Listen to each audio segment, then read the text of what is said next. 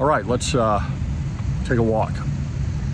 So, wanted to talk a little bit about the Pride cycle and how I see it playing out today. And then we'll get into politics just a little bit.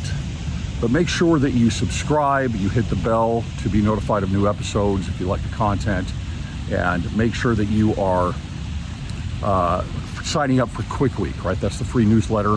You go to cwicmedia.com, cwicmedia.com, and up at the top there, you just sign up for the free newsletter. I write an article once or twice a week on that, and everything about Cwic is put up on that newsletter. Also, this episode is sponsored by Going to Travel and The Gospel on the Nile. That is the tour that I do with Bruce Porter. It's wonderful, it's magnificent, it is everything you can think it would be. It is a bucket list type of a trip. The February trip is sold out. There are still a couple of vacancies still available on two of the trips in March. The one going late March into April is sold out, and then we have September 2025 that is open. You can look into this more by going to cwicmedia.com, cwicmedia.com, and going to down to Gospel on the Nile, and it's a fantastic trip. All right, the Pride cycle. I've talked a lot about the Hegelian Dialectic, right, where you've got a kind of process where things continually change. And I think that there's something to do. I think there's you can lay this over the Pride cycle that we find in the Book of Mormon. I've always wondered, looking at the Pride cycle, it's like, wow, just a few years and all of a sudden everything has changed. I don't know how extreme that always is. I mean, the prophets are writing about the changes in their culture and the sin, and maybe it's not, a massive change, but it's bad to them. I don't know. Regardless, it happens over a quick period of time, sometimes within a year. Sometimes it's, a few years. And I just started thinking about it, and it's like, okay, look at how fast things are turning right now in our culture. I mean, you go back 15 years, back to 2010, and it is almost a different environment in terms of the major issues that we talk about, and some of the issues that we're talking about in the election even. And the things that we have to deal with in terms of the things that fight against family and marriage and identity. These things have changed very, very quickly. COVID changed things very quickly. And now there's this kind of pushback. This is the second time that I've seen this since 2019. And there is a pushback by Rufo, Christopher Rufo, and what's his name? Lindsay, James Lindsay, who I've had on the program. And, kind of saying, like, okay, maybe this is the end of woke. Maybe it's going to turn. And maybe if Trump is elected, then things will really turn. And it's like things turn, but I don't know if these people haven't been around for very long. But things continue to move down a certain track, right? Things continue to move down a certain track. There is pushback on these ideas, these ideologies. There is pushback, and it does change for a little while. But look at the 60s, right? The 60s turned into the 70s. There was some pushback on some of the things in the 60s. A lot of things still held on in the 70s, the 80s, a bigger pushback. But we adopted these things. We held on to the sex, drugs, and rock and roll, and it became part of the culture. It didn't go away.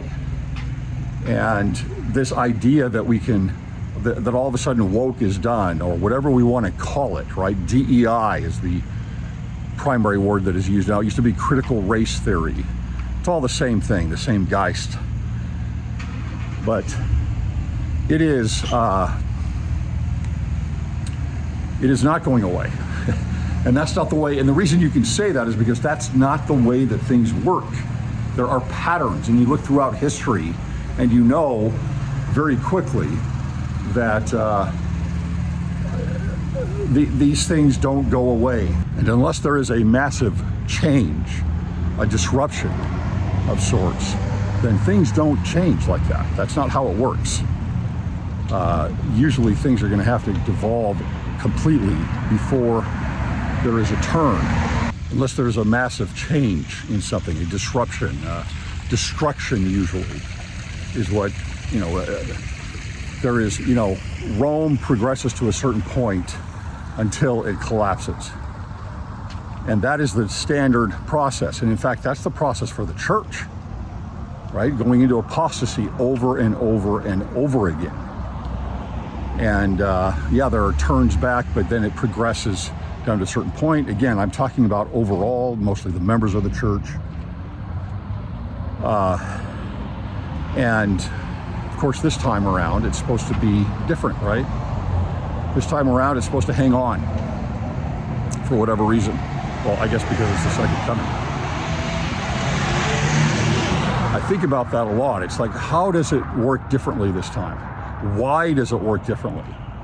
What is it that causes the change to hang on where every other time the church has fallen? I don't have an answer to that. Maybe you do. This isn't like, how do we fix the fentanyl problem? It's not a small deal. It's not something that just we get rid of. In addition, you have technology, and technology does not help things. It does in some ways, but as far as this progressiveness, it advances it every time.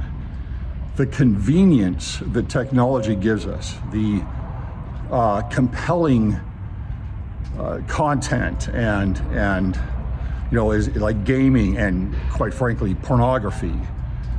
These things are not a benefit to society.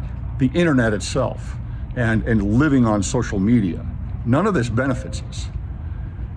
There are few benefits, but overall it does not benefit us. And so technology has made a big difference. In fact, if you think about something like feminism, the feminists would like to say that the fight, right, against the patriarchy from the time of suffrage and before and moving forward, right, going all the way back into Marxism and before, it's not just the fighting for this. It's not the organizing. It's not the protesting that is the biggest change. The biggest change is technology.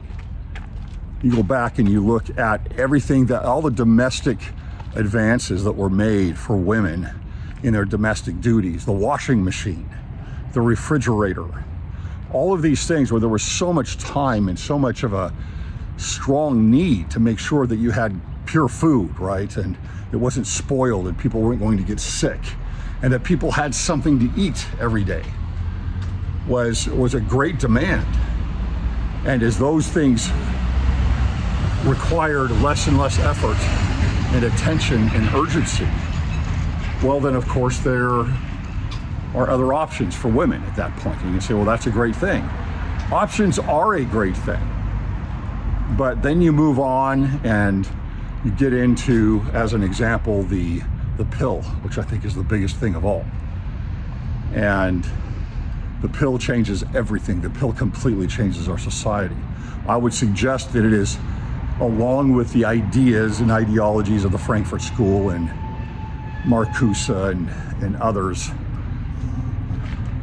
I would say above that, the pill is the biggest change in our culture and in our family life that has ever happened and may ever happen. It brings on sex, drugs, and rock and roll into the 60s, right? And so there's another change for women, right? They're liberated from the consequences of pregnancy. Abortion obviously is a part of that as well. But it allows for promiscuity. And if you've seen some of the polls this year, for the first time, women in the US are more promiscuous than men. So massive change, right? And so that helps advance this dialectic. That helps advance this, I would suggest, the pride cycle. I'm not saying birth control is bad. I mean, a lot of you people might say it's bad. That's fine. But the technology changes everything. But maybe think about that, right? The pride cycle seems like it's ridiculous at some points. It's like, how does it change so fast? Well, maybe what we're talking about is a back and forth, but that continues to go through a progressive bend all the way down to what eventually ends up as destruction and implosion. The other thing I want to talk about is politics. And, you know, I don't go into this a whole lot usually, but it is that season, right? I have a lot of individuals that I talk to that I have feedback from, smart people that give different angles on politics. And, you know, there are some that will say that politics has nothing to do with the church. Politics should have nothing to do with the gospel. And others that will say it has everything to do with it. I mean, look at the Book of Mormon. It's about, I don't know if you can find a more political book. And that is the book for us to study for the last days. And so much of it is politics. Why? I have thought about this quite a bit, and I've come to a conclusion that while we don't want to bring in party politics, candidate politics into, for example, into church, it is impossible to separate social politics from the gospel. I don't see how you do it. And if you know of a way, let me know, because I don't think it's possible. I think that they are one in the same in some sense. I think Jesus was extremely political in what he talked about when he was dealing with the Pharisees, the Sadducees, the scribes, the princes, and the Samaritans, and everywhere else, right? You're good and bad. And certainly his followers would have had a certain sense of politics and what was going on, especially at least within Jerusalem, where you see a theocracy with an umbrella from Rome over that.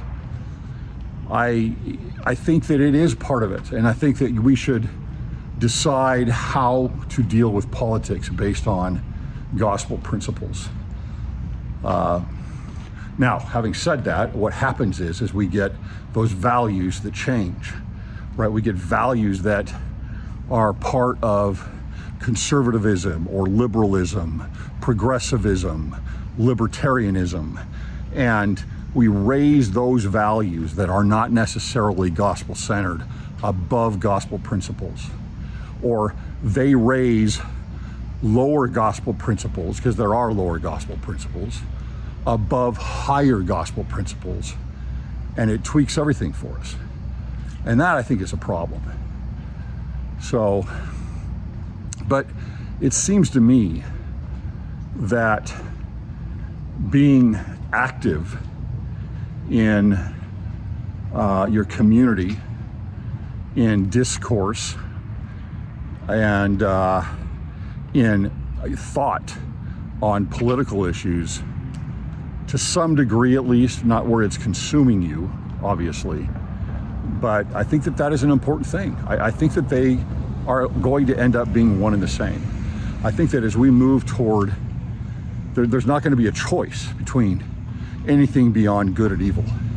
It's going to become so clear for those that are hanging on to the iron rod that you've got to pick one side or the other.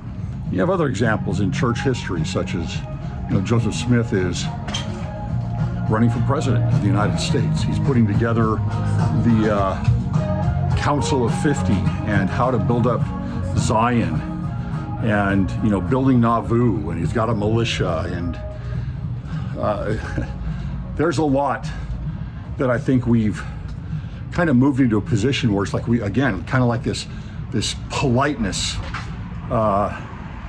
idea of holding that value up so high that we don't want to engage in these things. We think it's, I don't know. Again, I don't think it should be brought into like a church environment. I don't think it's supposed to be in class.